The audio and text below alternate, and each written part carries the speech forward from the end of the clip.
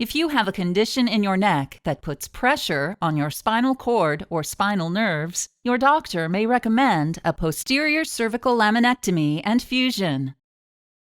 The spine in your neck, also called the cervical spine, has 7 bones called vertebrae.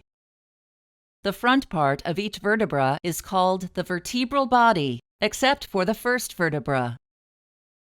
Between most vertebrae is a soft cushion of cartilage called an intervertebral disc.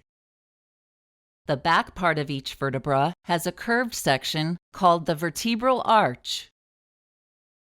Except for the first vertebra, each vertebral arch has a bony projection called the spinous process. On each side of the spinous process is a flat piece of bone called a lamina. The vertebral arch of the vertebra surrounds and protects your spinal cord.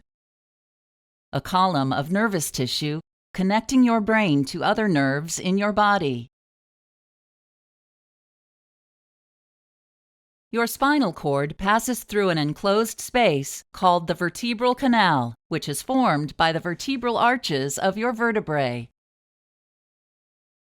Over time, your cervical spine may develop problems, such as a shrinking disc, a herniated or ruptured disc, or bony growths on your vertebrae called bone spurs. These changes can narrow your vertebral canal and put pressure on your spinal cord or the nerves that branch off of it. The pressure can cause neck pain and stiffness, or pain, numbness, and weakness in your arms or hands. Before your procedure, an intravenous line, or IV, will be started. You may be given antibiotics through the IV to decrease your chance of infection. You will be given general anesthesia to make you unconscious and pain-free during the procedure.